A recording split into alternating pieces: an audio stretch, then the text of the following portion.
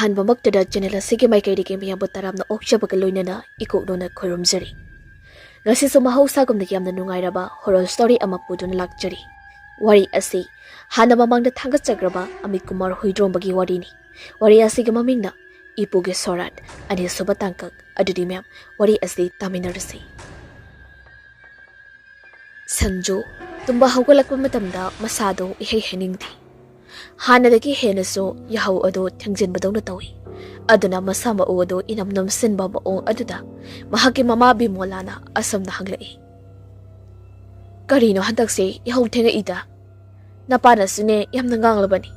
ꯃꯥꯁꯨ ꯃꯥꯒꯤ ꯊꯕꯛꯅꯤꯅ ꯀꯣꯏꯆꯠ ꯆꯠꯇꯅ ꯂꯩꯔꯤ꯫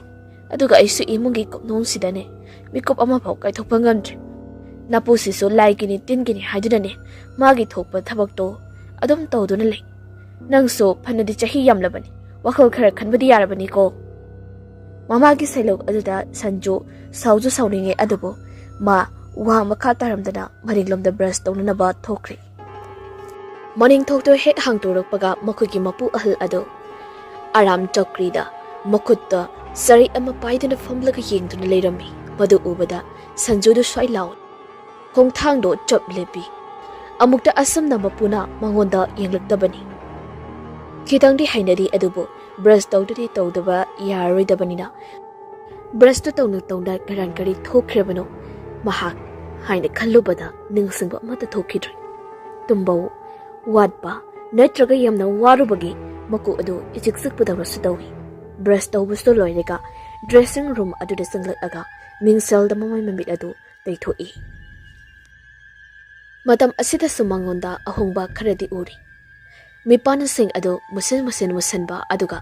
ꯃꯁꯝꯗꯨꯅ ꯍꯥꯟꯅꯗꯒꯤ ꯍꯦꯟꯅ ꯀꯦꯟꯁꯤꯜꯂꯛꯄ ꯊꯦꯡꯅꯔꯤ꯫ ꯁꯟꯖꯨ ꯄꯥꯈꯠꯄ ꯐꯥꯎꯏ꯫ ꯃꯍꯥꯛ ꯑꯁꯤ ꯀꯩꯗꯧꯔꯕ ꯖꯥꯠꯅꯣ? ꯑꯅꯥꯕꯒ ꯂꯩꯔꯕ ꯖꯥꯠꯂ ꯈꯟꯖꯩ꯫ ꯑꯁꯨꯝꯅ ꯈꯟꯗꯨꯅ ꯂꯩꯔꯤꯉꯩ ꯗꯦꯅꯤꯀꯥ ꯑꯗꯨ ꯐꯣꯟ ꯇꯧꯔꯛꯏ꯫ "ꯇꯥꯝꯆꯥ, ꯍꯧꯒꯠꯂꯕꯣ ꯅꯪꯕꯣ?" "ꯍꯧꯒꯠꯂꯦ꯫ ꯉꯁꯥꯏꯗ ꯑꯩꯅ ꯀꯣꯜ ꯇꯧꯕꯅꯤ, ꯑꯗꯣ ꯁꯨꯡꯄꯥꯏ ꯄꯥꯏꯔꯛꯇꯦ꯫ ꯅꯪ ꯅꯁꯥ ꯅꯨꯡꯉꯥꯏꯇ꯭ꯔꯕ꯭ꯔꯣ? ꯐꯣꯟ ꯂꯥꯛꯄ ꯇꯥꯗꯕ꯭ꯔꯣ?" ꯁꯟꯖꯨ ꯐꯣꯟ ꯑꯗꯨ ꯌꯦꯡꯉꯤ꯫ ꯄꯨꯡꯁꯨ 7 ꯍꯦꯜꯂꯦ, ꯑꯗꯨꯒ ꯗꯦꯅꯤꯀꯥꯒꯤ ꯃꯤꯁ ꯀꯣꯜꯁꯨ 6-7ꯇꯤ ꯂꯩꯔꯝꯃꯤ꯫ "ꯏꯁꯥꯁꯦ ꯏꯅꯝ ꯅꯝꯁꯤꯜꯂꯦ, ꯏꯍꯩ ꯍꯩꯅꯤꯡꯗꯦ꯫ ꯗꯣꯛꯇꯔꯗ ꯆꯠꯊꯣꯛꯎꯁꯤꯔꯥ?" "ꯌꯥꯅꯤꯗ." ꯑꯁꯨꯝꯅ ꯋꯥꯔꯤ ꯁꯥꯟꯅꯔꯛꯄꯗ ꯈꯪꯍꯧꯗꯅ ꯁꯟꯖꯨ ꯈꯣꯟꯖꯦꯜ ꯑꯗꯨ ꯑꯣꯟꯊꯣꯔꯛꯂꯤ꯫ ꯃꯇꯝ ꯑꯗꯨꯗ ꯗꯦꯅꯤꯀꯥꯗꯣ ꯄꯥꯈꯠ ꯐꯥꯎꯔꯛꯏ, ꯑꯗꯨꯒ ꯀꯩꯗꯧꯔꯕꯅꯣ ꯍꯪꯉꯨꯕꯗꯗꯤ ꯁꯟꯖꯨꯗꯨ ꯀꯔꯤꯁꯨ ꯈꯨꯝꯂꯝꯗꯦ꯫ ꯍꯧꯖꯤꯛ ꯗꯦꯅꯤꯀꯥ ꯁꯟꯖꯨꯒꯤ ꯃꯑꯣꯡ ꯑꯁꯤ ꯆꯤꯡꯅꯔꯤ, ꯅꯨꯡꯉꯥꯏꯇ꯭ꯔꯦ꯫ ꯑꯗꯨꯅ ꯃꯔꯝ ꯑꯣꯏꯔꯒ ꯈꯪꯅꯔꯨꯕ ꯀꯣꯏꯅꯔꯨꯕ ꯀꯧꯕꯒꯤ ꯐꯍꯟꯅꯤꯡꯂꯗꯨꯅ ꯗꯣꯛꯇꯔꯗ ꯆꯠꯁꯤ ꯍꯥꯏꯈꯤ꯫ ꯁꯟꯖꯨ ꯌꯥꯝꯅ ꯇꯟꯅ ꯍꯥꯏꯅꯔꯤꯕ ꯋꯥꯐꯝ ꯑꯗꯨ ꯌꯥꯔꯤ꯫ ꯃꯇꯧ ꯑꯁꯨꯝꯅ ꯅꯨꯃꯤꯠ ꯑꯁꯤꯃꯛꯀꯤ ꯑꯌꯨꯛ ꯑꯁꯤꯗ ꯃꯈꯣꯏ ꯑꯅꯤ ꯄꯨꯟꯅ ꯄ꯭ꯔꯥꯏꯚꯦꯠ ꯀ꯭ꯂꯤꯅꯤꯛ ꯑꯃꯗ ꯂꯥꯛꯏ꯫ ꯃꯗꯨ ꯗꯦꯅꯤꯀꯥꯅ ꯃꯍꯥꯛꯀꯤ ꯑꯦꯛꯇꯤꯚꯥ ꯑꯗꯨꯗ ꯄꯨꯔꯛꯂꯤꯕꯅꯤ꯫ ꯇꯨꯡꯗ ꯁꯟꯖꯨ ꯑꯗꯨ ꯇꯣꯡꯂꯤ꯫ ꯁꯥꯏꯠ ꯒ꯭ꯂꯥꯁꯇ ꯑꯗꯦꯅꯤꯀꯥꯅ ꯁꯟꯖꯨꯗ ꯑꯃꯨꯛ ꯌꯦꯡꯕꯗ ꯃꯃꯤꯠ ꯑꯅꯤ ꯑꯗꯣ ꯄꯥꯡꯕ ꯃꯥꯟꯅꯔꯝꯗꯦ꯫ ꯃꯃꯥꯏ ꯃꯃꯤꯠꯇꯨꯁꯨ ꯏꯃꯛꯁꯜꯂꯤ꯫ ꯃꯗꯨ ꯎꯕꯗ ꯍꯦꯟꯅ ꯆꯤꯡꯅꯔꯤ, ꯃꯔꯝꯗꯤ ꯅꯤꯈꯤꯜ ꯍꯣꯏꯒꯤ ꯌꯨꯝꯗ ꯑꯁꯤꯕ ꯑꯃꯒꯤ ꯊꯧꯔꯝ ꯌꯥꯎꯔꯨꯕꯅꯤꯅ ꯂꯥꯏ ꯐꯠꯇꯕ ꯆꯪꯂꯕ꯭ꯔꯥ ꯍꯥꯏꯅ ꯐꯥꯎ ꯆꯤꯡꯅꯔꯤꯕꯅꯤ꯫ ꯑꯗꯨꯅ ꯃꯔꯝ ꯑꯣꯏꯔꯒ ꯄꯟꯊꯕ ꯇꯧꯗꯨꯅ ꯀ꯭ꯂꯤꯅꯤꯛ ꯑꯁꯤꯗ ꯄꯨꯔꯛꯂꯤꯕꯅꯤ꯫ ꯗꯣꯛꯇꯔ ꯑꯃꯒ ꯍꯦꯟꯅ ꯇꯥꯟꯅꯍꯧꯔꯒ ꯍꯥꯔꯠꯀꯤ ꯄ꯭ꯔꯣꯕ꯭ꯂꯦꯝꯒꯤ ꯀꯔꯤ ꯂꯩꯕꯅꯣ ꯈꯪꯅꯤꯡꯕꯒꯤ꯫ ꯇꯁꯦꯡꯅꯃꯛꯀꯤꯗꯤ ꯑꯃꯥꯏꯕꯤ ꯇꯥꯟꯅꯒꯗꯧꯕꯅꯤ, ꯑꯗꯨꯕꯨ ꯃꯗꯨꯃꯛꯁꯨ ꯍꯦꯛ ꯇꯧꯍꯧꯗ꯭ꯔꯤ꯫ ꯑꯗꯨꯅ ꯗꯣꯛꯇꯔ ꯑꯁꯤꯗ ꯍꯥꯟꯅ ꯂꯥꯛꯄꯅꯤ꯫ ꯀ꯭ꯂꯤꯅꯤꯛ ꯑꯗꯨꯁꯨ ꯌꯧꯕꯗꯗꯤ ꯄ꯭ꯔꯥꯏꯚꯦꯠꯀꯤ ꯑꯣꯏꯕꯅꯤꯅ ꯄꯦꯁꯦꯟ ꯑꯗꯨꯛꯀꯤ ꯃꯇꯤꯛ ꯌꯥꯝꯅꯗꯤ ꯂꯩꯔꯝꯃꯤ꯫ ꯃꯈꯣꯏꯁꯤꯡꯗꯨꯒꯤ ꯃꯔꯛ ꯑꯗꯨꯗ ꯆꯪꯁꯤꯟꯗꯨꯅ ꯃꯈꯣꯏ ꯑꯅꯤꯁꯨ ꯐꯝꯂꯤ꯫ ꯂꯩꯔꯝꯂꯤꯕ ꯃꯤꯌꯥꯝꯁꯤꯡ ꯑꯗꯨꯁꯨ ꯉꯥꯏꯍꯥꯛ ꯀꯥꯟꯅꯔꯒ ꯗꯣꯛꯇꯔꯒꯤ ꯃꯅꯥꯛꯇ ꯆꯪꯗꯨꯅ ꯑꯅꯥꯕꯁꯤꯡ ꯑꯗꯨꯒꯤ ꯃꯇꯥꯡꯗ ꯇꯥꯟꯅꯩ꯫ ꯃꯔꯛ ꯑꯁꯤꯗ ꯄꯦꯁꯦꯟꯁꯤꯡ ꯑꯗꯨꯒ ꯂꯥꯛꯃꯤꯟꯅꯕ ꯃꯤꯑꯣꯏꯁꯤꯡ ꯑꯗꯨꯅꯗꯤ ꯁꯟꯖꯨꯒꯤ ꯃꯇꯧ ꯑꯗꯨ ꯎꯕꯗ ꯀꯤꯊꯨꯞ ꯀꯤꯔꯨꯝ ꯐꯥꯎꯏ꯫ ꯐꯂꯞꯁꯨ ꯌꯦꯡꯂꯛꯏ꯫ ꯍꯦꯟꯅ ꯆꯤꯡꯅꯔꯤꯕꯗꯤ ꯑꯉꯥꯡ ꯃꯆꯥ ꯆꯍꯤ 6-7 ꯁꯨꯔꯕꯁꯤꯡ ꯑꯗꯨꯅ ꯃꯃꯤꯠ ꯀꯨꯞꯇꯅ ꯁꯟꯖꯨꯗ ꯌꯦꯡꯂꯤꯕ ꯑꯗꯨꯅꯤ꯫ ꯑꯗꯨꯒ ꯈꯔ ꯀꯤꯒꯟꯕ ꯀꯥꯡꯕꯨꯗꯤ ꯁꯟꯖꯨꯗꯒꯤ ꯂꯥꯞꯊꯣꯛꯅꯕ ꯐꯥꯎ ꯂꯩ꯫ ꯁꯣꯝꯗꯅ ꯕꯤꯃꯣꯂꯥ ꯈꯔ ꯍꯥꯡꯕ ꯅꯨꯃꯤꯠ ꯑꯣꯏꯔꯦꯅ ꯃꯆꯥꯅꯨꯄꯥ ꯑꯗꯨꯒꯤ ꯀꯥ ꯑꯗꯨꯗ ꯆꯪꯂꯛꯏ, ꯑꯗꯨꯒ ꯀꯔꯤ ꯁꯤꯠ ꯁꯦꯡꯕ ꯑꯗꯨ ꯍꯧꯔꯛꯏ꯫ ꯃꯇꯝ ꯑꯗꯨꯗ ꯀꯥꯡꯈꯗ ꯑꯌꯦꯛꯄ ꯂꯥꯏ ꯈꯔ ꯇꯥꯔꯤꯕꯗꯨ ꯊꯦꯡꯅꯔꯛꯏ꯫ "ꯃꯁꯤꯒꯤ ꯑꯉꯥꯡꯁꯤꯡꯁꯤꯅꯅꯦ ꯄꯣꯠ ꯆꯩꯁꯤ ꯃꯐꯝ ꯆꯥꯅ ꯑꯝꯇ ꯊꯝꯃꯣꯏꯗꯧꯕꯅꯤ꯫ Asi haina ayekpa laising ado puthoraklega hana phaklangda thetuna thamliba ayekpa lai marik aduda thetchinanaba hotnai adubu hanagi ayekpa laising adudi phajai ningthijai chingya tamya hailei ngaktani adubu makhada taramleba laising adudi karino pathongmaram khangdaba pencil na kolom na goro goro khochinduda mi amage saktam manba ama yauri madu ubada bimola angakpa phawi photo sing adugi khetnabado hanjin yin kari tawrabano mahaki macha ase mathawai waraba chatla natraga kari ahongba laklabano khana ayekpa laising adu table da pulap thamlaga thorakli Sanju naha ama oina lai yekpa yamna pamjaba misak ama khakni mahaki laising yengbada yamna fazai asengba mak male adubo handaki laising asimadi thuklawi yengbada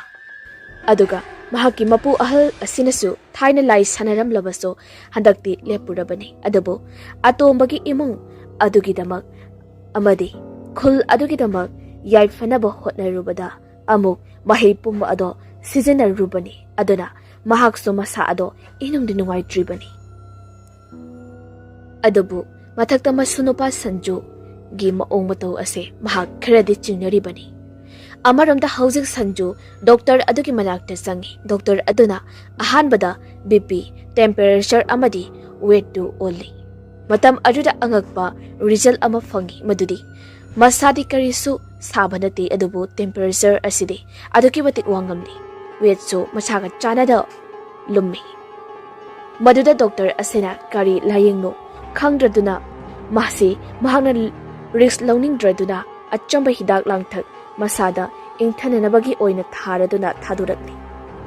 denikadi madu khangdabanina karisu tawraroi khaladuna Sanjubu yumda thanamli Sanju masado khara fresh oiba male haujikti wakhalani haigadra kaina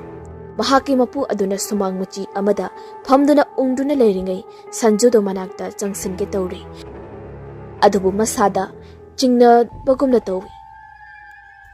wakhaldadi mapugi manakta changningi adubu makhong makhut adunadi mapugi manakta changningdabagi hainingdaba phawrami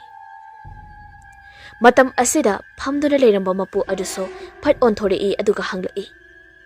kaidawrage ne nangba pupu ai pupuga wari sanadaba koire khalambani adudi sachi changla udana matam aduda Sanju mahaki khubak amadi makhongda munna yengi I mushen mubana chenba manba singlising ado makutta ui aduga makhong aduso imak maksali asamna leiringai Sanjugi mapa prem ado gari thauzalai premgi masak aduso Sanjugi mitadi akiba saktam ama oina uraktuna Sanjodo yamna thak na yengli mahake matau aduda prem so manakta changsalai matam aduda Sanju chengi tawi adabu mapa aduna Sanjugi lengjumda pop tharakpada gyallai karisu tawrumdri mahaki mapagi saktam ado Samda Sanjugi ka asida nungshit liri sitba tapna haurai matam aduda mahaki phamongi kangkhal ado tapna tarai kangkhal marumdagi mi amagi sabal oiba ama ahangba malang asidagi thorai aduga table la thamliba ayekpa laising adugi mamangda leptuna matam aduda sina mayam sing adu nungsitna humbai khappa haurai aduga khangawdana pungchai chaiba makai ayekpa laising adu table dagi paithokri madugi manungdagi amakhakti thongnaw wangma lan khiduna sumangda leiriba ahal adugi manak tamda pairai matam astadi Sanju imungda changkhrabani ayekpa lai ado tapna paisalaktuna ahal adugi makhongda chapsana khomjinduna tai maduda ahal asana ayekpa lai ado lakhatuna yenglubadari masa ado swai lawi aduga mathanta machin ado asumna solai Manihar aise santi da siba phangloi dawida asi haina mathanda solai aduga ayekpa lai adu paidona imungda sangkri numidagi matam asida sak toknarega pothana naba matamni Sanju masa ado ngauri gyan ama ita tadri Denikaga wari sanaramba adusu masado gaitri haiduna phone thamkhrabani aduna Sanju mamai mamit ado humang kaba makai gyan mangli sort thabet holaduna phamung aduda mamaina opsinduna takri Matam aduda ka asigi bluffsing duso mutkri pumamamli. Chanju upsanduna tari bani adubo makot aduna longna thektorei. Mamai aduso lukham lomda onthorei. Makong animakso lukham lomda onthoraktuna phamungdagi phat haugalei. Samdana mani hargi photo adu paklangda thetuna adugi hek mabangda chokri amat haduna phamli aduga munna yengli. Masigi saktam asi ukrabani adubo nungsingba thoktre. Hauji masina engonda taklibase karigumba kharadi masiga mari leinana pamli. Aduna ai madu thidokdaba yadi madu thidokpada aigi lengtraba thabak oigadoribani. Masi hek haiba loirakpada mahaki kagi mai ado mutkri. Tumina leikri pungchik chikri adubo mahaki ka adugi thong mapat lana mi ama chatkibagi makhol adudi tahori. Aduna maram oiraga manihar tapna thoraknaba semsai. Thong adu tapna hangtokpa matamdari laptakna mi amakak leptuna leiribado ori. Mamangai maniharna sanakhiba lai adugi matamda ukhiba adugumna ngasisu uribani. Adubo handakti ahal oishilaklabanina akiba hena phauri. Kirabasu kina mahakna natrabadi asigumbagi thabak ase loishinanaba leiroi khaladuna thong ado manungda fazana hangtokli. Matam aduda mangda laptakna amuba amakak mangonda onsindori yenglibada uri. Madu ambamba marak oirabasu ngaksangang mamamit adudi uri. Asumna munna makoy ani yengduna leiringai phaklang gari ado khonglakpada manihardu khangpe khangi aduga yamna thajadana nongsit liriri silakpa aduga nongmamittusu khagaga phaglai. Matam aduda handakti uhori misak ado halmali makutta chaisugumba amapai adubu mako adudi amuba phina kupsile. Makeup asida tanja sanana nakandagi prem adu candle ama pairiga thongdo fathangdorei aduga mapa leptuna leirambado ubada kaurei. Baba kaidore amumbasida matam aduda mani hardo karimata khumdi aduga mangda leplamba amuba aduso mangkhri. Thintaba tawdana mani har jingnaba ama leirakpadagi hobe masunupa adugi ka aduda sangsili. Thong ado inthoraktuna sangduna yenglubadadi Paizub ado irinjara singkatuna sanju ado tumduna leirami. Mahaki matungda inara iba premso khonjal talapna. Baba kaidorage asam hangi adubu mani hardi karistu khomdi. Madugi mahutta kendal adugi maingalna ka aduda sairiba sing ado yengba changlai. Matam aduda uri madudi tebal aduda mahakna hana ukraba saktam manba musin muna pencil na guru kochin bihit sanbada uri. Madu ubada handakti premso angakpagi matik oikri. Makoy animak ayat palay sing ado matang yengi adobo khangawdana tungdagi sanju kaurakpada makoy animak to khangprek khangi. Baba kaidore premna ha nagi kase chaimalle khara nana thamune. Aido waminbadagi tumthabani hayeng nongalaga loisilagi.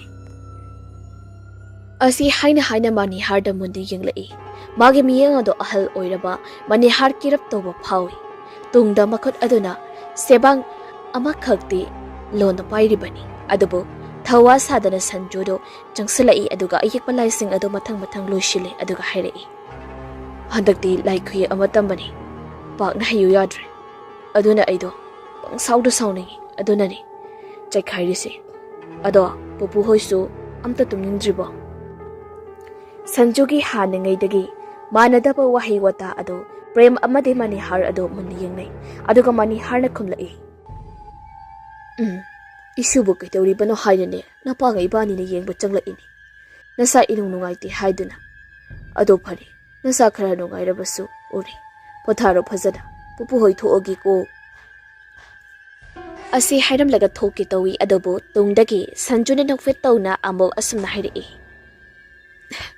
Adobo laidumaga piramo ai karino matawge tawbani adusu yaudradi yarui. mahaki wahi address Manihardo swailawi.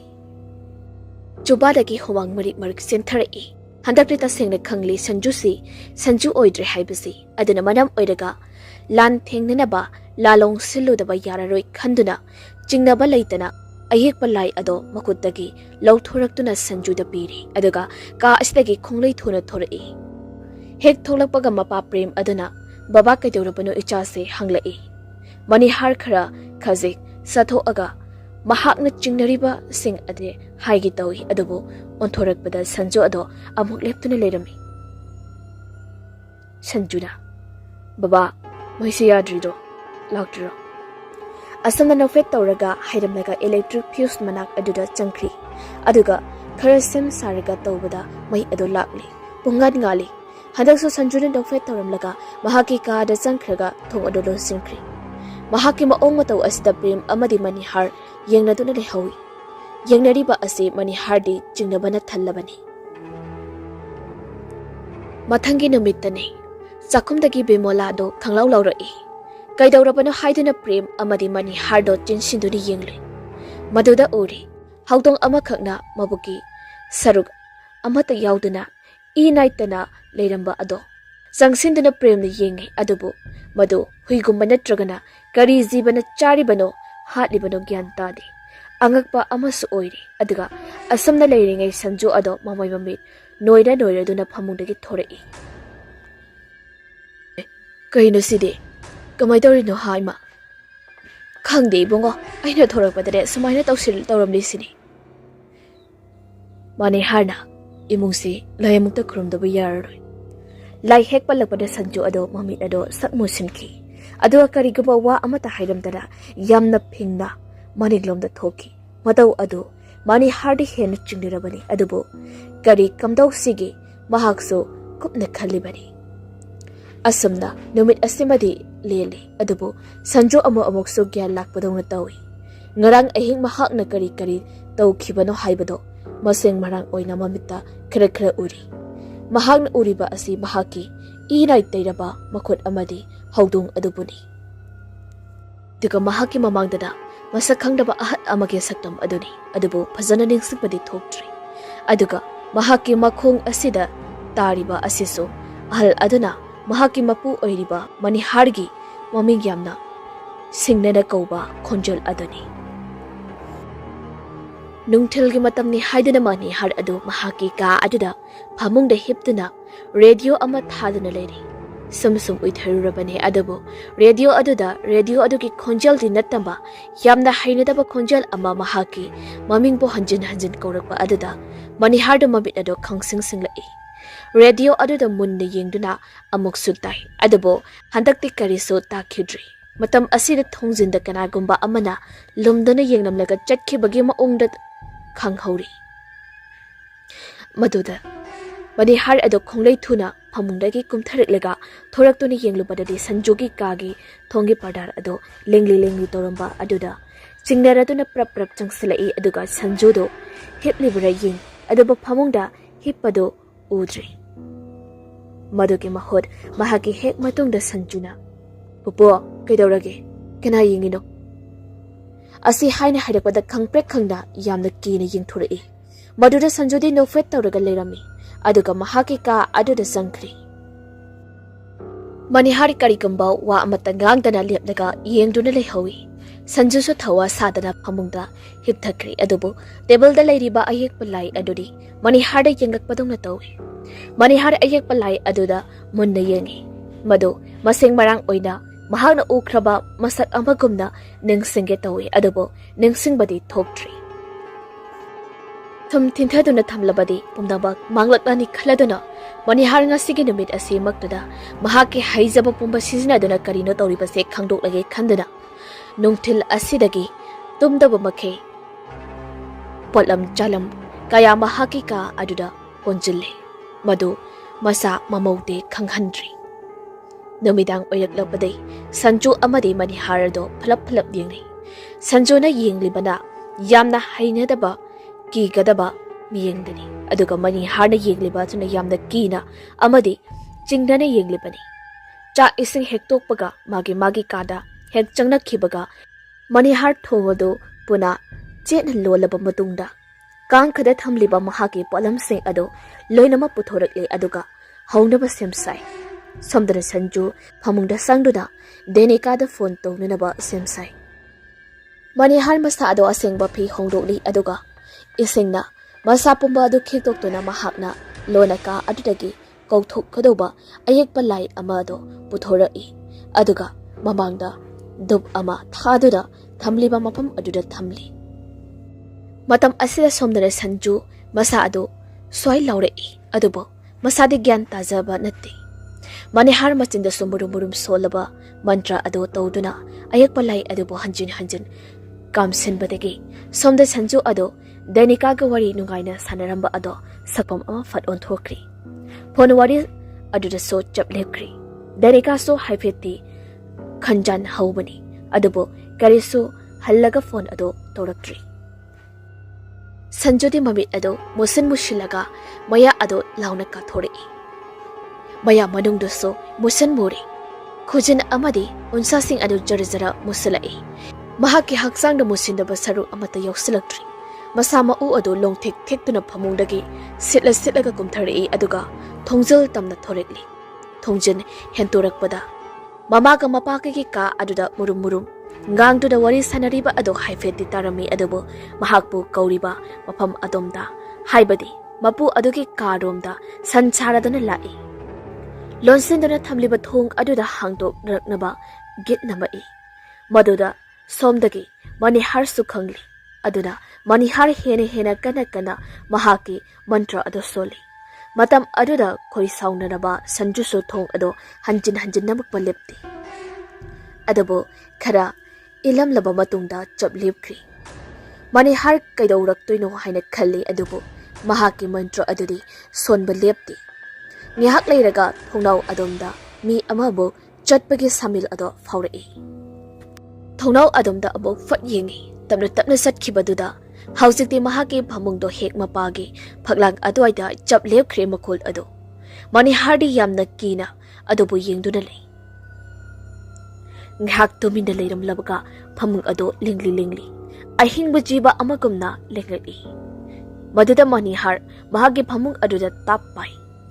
maina singbadawna khangin inthoraklaga Manihar ado paithokduna tai matam aduda ayek balai adu kendal amada sukhiduna mai horakle saglakli ayek balai adu maina saglakpada sa kai amagumna khongba lawba horai aduga musin mubalai aduso ahingba amagumna maya ka thoraktuna lengba lawba horai asomna nge hak torum labada pokhai badongna mangkri maduda Manihar adu mamitu ushinduna khangi mamito tapna pangthorakpadati mahaki hek mamangda sanjudu tung onthokton leptuna lerami masida Manihar adu tapna khonjan niglapna masunupa adubu kawi adubu khomlakte maduki mahutta khonjal atopa amana asomna hairi ngasisu aina wondalaman khomnaba semsari wahi adu tabada Manihar adu kimbadadi loiri adubu khangringba langtaknaba amadi leibanina karino haiduna hangloi matam aduda sanju mamaina kanna matamak onthoraklaga yamna sauna asomna nang jahi kharagi mamangda bina saki kowa maming ama takrabra asi haina hairi madu tabada Manihar adu soilaukri karigumba amata machindagi thokidri madugi mahut sahi kayagi mamangda thokiba thodok ama yamna thuna amadi telaba matam asida mamita sangsang uraki matamdo Manihar prem pokli sahi pharakpada ngairi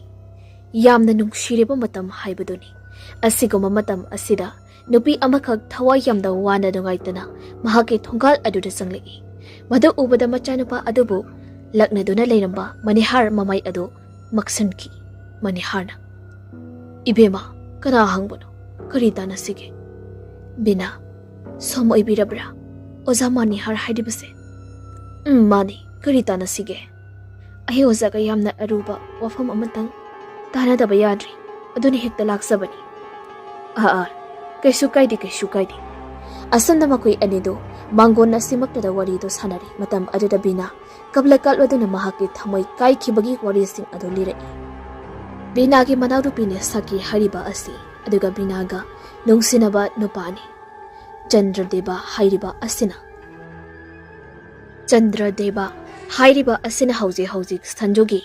mamanaba nikhilgi mapu leigidaba adubuni binaga Chandradeva gana yamna nungsinare adubu yumbal kaibalgi matangda wa haudorakpada bina phibam khidang tadri ngaida khese haibado Chandradeva na yamalaktabadagi makhoi ani yamna saunaki khatnaki aduga anam kanba amadagi Chandradeva na binagi manaunupi sakhibu namduna lauki matam aduda salan chanabagi thaudok kaya suthoki adubu nupigi khongfamdi anirak hanba soiba yaba nate khannabna sakhi Chandradeva da adum laikri madogi maramna thamoi chaklaba bina ngasidi sadagi su hena sathiraba wakhal puduna mani hargi mafamda lakhibani mahakna pamliba asisu hek pokminaba manaw nupi oirabasu mahakna hek nungsijaba nupa oirabasu makoigi maong batau adugi matik chaba pakhum pigani khanduna ngasidi lai sanaba haiba mani hargi manakta laktuna yeikhai thingkhaiba pinanaba tauribani mado mani hardi kaya pamlamdi adubu amukso binana thamai kairamgadaba adubu mangonda chungsinduni yengrubada penthokpa ngamlaktabdagi binagi wafam adu yakri asamna tawna mahaki haijaba mahaina Chandradeva amadi sakhigi punsibu mafam marang khangdana loisin khibana aduna mani harna tawbiri madugi matung tarakpadagi mathang sakhi amadi Chandradeva bu leigidabani Madu Chandradeva so khangdaba natti maramdi mahakso matam aduda posem jadu kaya ngakthoknaba ahiba amaiba tanarambanina kanana tawra ino haibado khara makhaidi khanglibani masina sumaram oiraga ngasidi Chandradeva gi thawai asina ngasidi mani harge thawai laknaba yaba laknarage hatlage khanna laklibani Masipo base hausiti mani har khangle adubu aranba kaya achomba kaya tawrabasu lai gamiga samnaba yadi lai nangamhanba yadi haibagi wakhalna masada khanjanaba mani har sem sari mani har hausi phana kuirabasu maram sing ado khanglakpadagi thauna khara khazikti lai mahake matau aduda sanjo nokladona mani harna leimaida tariba aduda yenglaga ikoi koina chatli aduga mani harsu ahal oirabanina masadu kayade kantrabanina sanjogi thawong adu yengbanatana upai leiti nakal amarom dana bimola amadi premadu wari sanari machanupa adugi matangda ibungodo handak marakti mohong ama itawto mahak natana babasu mohong ama taw aduna aidine khara jimi aisuni to kamaina di haironi do haiba bune babadadi ainane haigi haini khalibani asamne hek hainaringai mani hargi ka aduda mingsel kaibagi makhol ama tarakpada ani adu chap lepi aduga premadu prap tholei mani hargi thongjinda leptuna thongda gam thillaga baba kaidoragi hangi adubu manung sidari sanjugi mani harsu mathabakta tongduna yamna ki hallaga leiba aduda mani har sirabasu si changabasu chang khandana mahaka lanthengnerage khanbadagi karisu tawde haina khumtorei karisu tawdraboi ningladuna prem amuk thorakle aduga chanjogi ka tamna lai thongjindagi haifet chaptharega yenglakpada phamungda heptuna leiriboi khaluri aduna amuk thawwa sadana mahaki kara changkhri madu khangdaba sanjudi pena nokni aduga asamna su hairei nangna tawjuruba kaya aduna mahisu nangna phangjabani maduda natana hauzikti asok apanba kaya amanangba tarido wayasing adu hairaga nokfet tawraga khujin tumlaba khusasing aduda sanjugi haksangda masamathanta puksepta kanna paisili matam aduda sanju gyan lakpadawna yamna nabagi sakpam ama urei madu ubada mani hardi leiba ngamlaktri yamna wana khuru khudak kullaga hogulei mahagge matau aduda amukso sanjodo Chandradevagi khonjalda asamna hairei karibu tawba ngamdawriba nangna mani har kari sukhumde adubu makhada tariba ayekpalai adugi tangoi adu khungkatli aduga makutna shuru neiduna marai bakta taisilaga sor ado tapna kamthoraklaga nakanda leiriba candle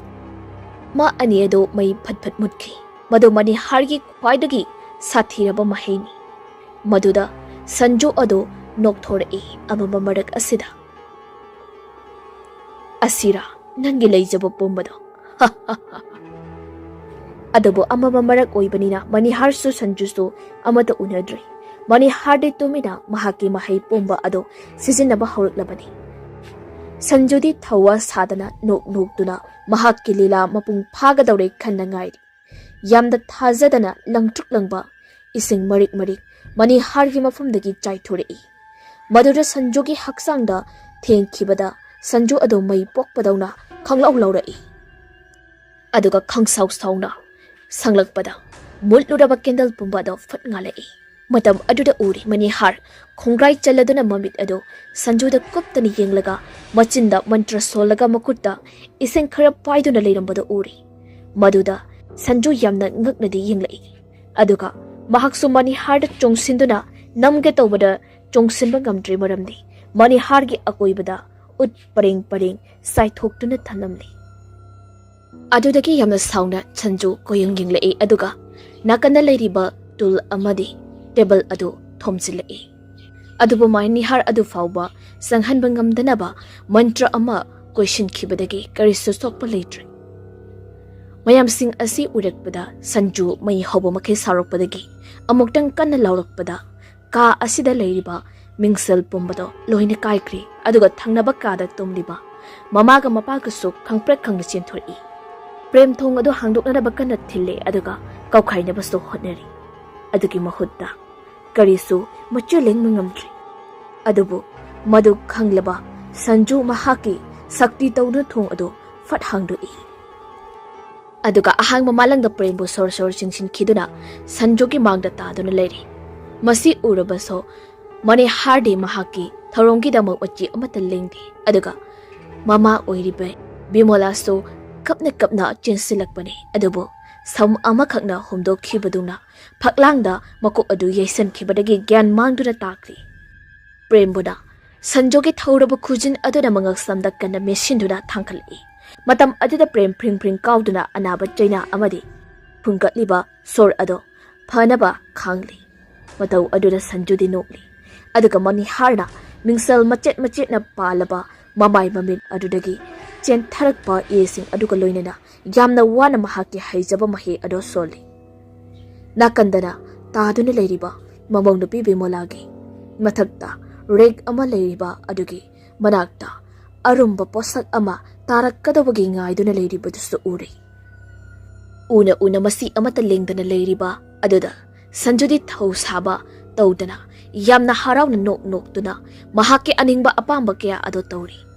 premstu mamai mamit ado soro honba ngamlaktabana musilagli ngehek asamna tawrambadagi yum asigi akoibada saroi ngaroi mayam ama nok khedana law khongduna chenbado mayam pumna makasina tarakli madu tabada sanju ngakpuna loiri aduga khanghaudana sanju gyanso laktuna mapa adubu thadorai prem yamna wana store ado hondokli aduga sanju su kari tawkhrabano gyan tadraduna yenglai aduga mapu aduda asan hanglai pupu baba kaitorage ha imadi ima asam lemaida taduna leiriba mama adubu changsenduda haugatli madam asidadi manihar karigomba kongfam amata hongdana mahaki mantra ado lepalaitana thiri mahaki matau asida amaromda prem magonda oina hena chingnarabani aduga macha amadi mahaki nupibu kongkhat aduna manihar bunde yenglai aduga hairi baba oidi baba se ekoi ki phanaba tawrongedra haina khalubani aduga asigumban achana sudabo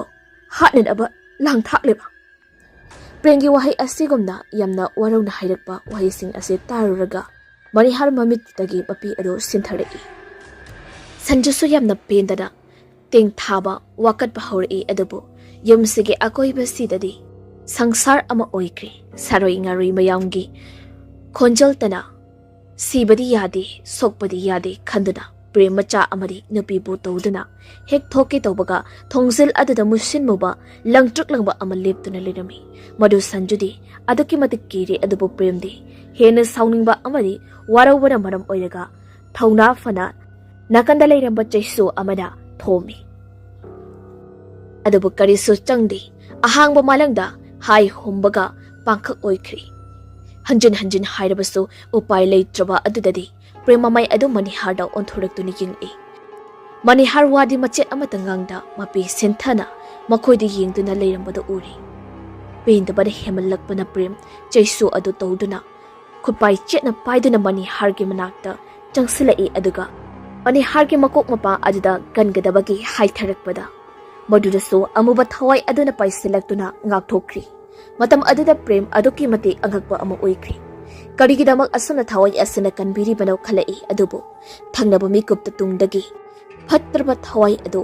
changsilaklabada sanjuna chaisu ado paisilaklaga kana kana namnari. Madu ubada prem hen hena angakpa oiri. Hausda gyal laklamba sanju oiramdri. Aduga maniharna tawriba asi karino khara khalje khangnanaba haurakli. Aduga prem saiso adu lauthoknanaba honari adubu pakni hek ngamdi. Madugi mahutta mamai mamit mushin kraba akiba saktam oikraba sanjugi mayadagi nang lauba osilai. Maduda prem khangma gamdraduna laimaida tharu olei. Hauzik sanju amadi amuba thawai aduga kanamuk nakri. Matam asida ka asda lairamba pojei sing punamak ado throk namlabani. Koda thangda manihar ye thangba khutto tingthoraktuna chaisu adubo tap pairei. Matam adur sanju akiba ama phaurakpadagi sakpam ado urakli. Manihar phamlambadagi hogalli. Aduga chaisu aduna sanjuda namsilaknaba honarei. Matam asida sanju yamna pakhatna kina laurakli. Kanna lauramlaga mahake haksangdagi Chandra Debagi thawai ado phat paithokri. Mikup asida ka asde tumina chaplepi. Amuba thawai adu sumagri. Sanju sumana tondagi nahi taraktuna yamna waruba gumna phamthari. Maduda manihar chinsinduna kadai da sokpagi hangi. Candle sing aduso maong tana loinabag ngalakli. Prems to mamay mamit ado taithokduna changsilai. Baba, kahino tawribase? Ay bumuta gyan talo.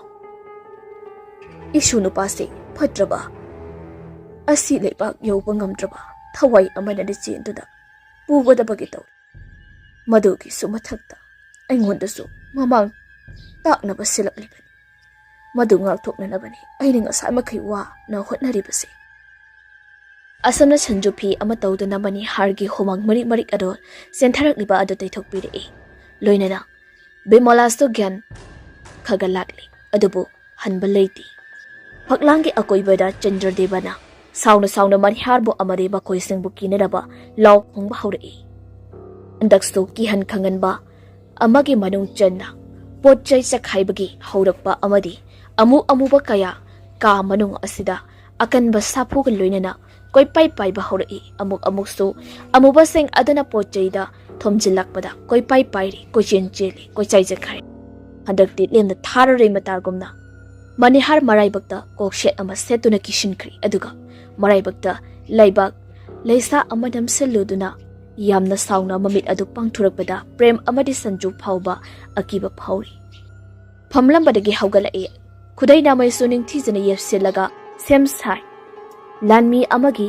yeknaba mayuknabagi khongthang khongset karan tawraga haurakli. Madam asida jagoi saba amagumna urakli adubo apaiba thawai Chandra Devadi maduda nuktuna pairi. Prema hakinupi amadi machabu konsinduna kachin amada changsinkri. Adubo candle singi maingaldana housing maniharna hai humduna tawri aduga mahake akuibadana Chandra Devagi thawai na nokna khiena pairi. Asumna pairambadagi saurakpadawna fatraba thawai aduda manihargi haksangda hangada phawdok phawjin chanabada manihar khongphom kaigi tawi adubu soiba yaba nate khanduna section na thangduna tawbadadi soibadi soitri. Amadumda khongtang khongchat sahum satek soinaba hangat handa phawdok phawjin tawba lepti. Madu ubada yengba ngamdraba sanju sangsinge tawi. Dubu premna khame ngiyak asumna sum tawrumbadagi asum henjilakli kansilakli. Thongnang phawba tekadobagi maongda gam tawrokpa asidadi akanba nuksitna mapa macha mamit phawba pangba ngamdana yingduna leiri mani harsto mahakki mahi adu hena khongjei yangna tawsilakpana haujiti amuba thawai adu mani hargi haksangda changkhragumna musan amuna yumsankri loisilakpada mani har chap lepkhiduna masadu leimaida hai tharaklaga makona ngakduna khunthaduna lei matam asida uishiluraba mamit ado hangpang pangthorakpada ngaksangang nokfat tawna hawgali e aduga masa masoda yinglei asana yemlanglaga ka asidagi thokri leihoriba makoi ahumdi pungangakri makoi sumani hargi matungda inarei mani har su sumangda kumtharak khiduna mamai makha unna yengi aduga masama o adu unsa setokpagumna yamna kana setokna naba honarei matam ajuda mani har China khol amada kana lawba hawrei bimoladi yengba ngamdraduna mamai babit adu khomjinduna leikri sansusu yengba ngamlakdraduna sensenduna mapu adubu kannanaba hotni adubu manak yawsanba ngamdana akanba sapu amana inthorakpadagi paithoktuna tai prem chensindunasu machabu hawgali aduga somdana yamna kanna tawrambadagi manihar mahaki masadagi amuba thawai ado khupai chetna paiduna setoi matam aduda adukki matik anaba ama phawbugumna lawi adubo amuba aduna setokpa loirakpadadi manihar adu sor thabet hona amuba aduda yingi amuba ado atai kana sunati chandradebagi thawaini haujikti chandradeba manihargi makhutagi nanthokpa ngamdri loinada mahaki matik mayaisto amata yaudri aduna maniharna munna yengduna asamna hairei chahi kaya nangda ingoda singdura lekhibado ngasidi madugi mahi karisu phanglaroi aidi migi kainadaba tawkhibanati madugi yai phamangol pibikibani nangna tawjaruba pakki mahidi masidagi hena sathiba kaya su phanglaki aduna nangna ai amadi aigi imungbo awaba tahannanaba hotnaribado oiri ngasi haiba numadisdagi phatraba nangdi patal leibak yaunaba aina thabirani asi hairam lega mani hargi matik mayai chelaba sor aduna tapna chandradebagi phatraba thawai asida liri kamsinbada marik olaktuna sakkek hawri matam asida chandradeba kappalaw hawrki asam nang hak tawrumlaga khanglaw larumlaga maibul ama pokhaibadawna mafam asimaktada pokhaiduna mangkri matam aduda mafam asidadi pungar hek ngali mahak manak nakpada leiramba hui haudongstu maingal aduda phat yengnarei haibaduni matau asamna manihar leimaida khuru kuntharakpada awaba kaya ado khangli mahi pumba sizinarubagi machin marei adubu ifa phazilakli mayadagi ifawba chintharaklaga leimaida haitharakri naminini humni hawkri manihar gya lakli mahak nang gya lakpada sanjudo mahaki madakta chebang amada lai hektuna leirami mahak gya lakpada ubada sanjodo nokfet tawna hairei pupu to aikhoi marigi ayekpa laini phajadra manihar masunupa aduna yekliba lai ado yengi aduki matik fajakri adubu asum yenglekpada mahak masamaki yekliba lai adudi mami taramdri sanju bimola amadi premgi mami di tari adubu mahak masamakti taramdi manihar swai lawi phamungda heplibado adu fuk hawale aduga thorei hospital oiramli mahakna leiriba asi tholakpa matam asidadi bimola amadi premdo famduna yamna matha saduna leirami mangonda fat yenglaklaga kapli tawduna changsilai adabu maniharge manakta changsilakpa oiramdri mahakki matungda lepliba sanjuki manakta oiramdi chanju ayekpa lai ado paiduna khamba ngamdana kapli bimolaga premgo su kapli karino changsilaga hangla duna changsiluna hanglubadadi thongnau amada uri thawai yaudraba manihar masamaki haksang aduna taduna leiriba adu matang asida wari ase loijari wari ase pathokchaba matamda soikilan kiba yaurbasu mayamna ngakpiyo haijari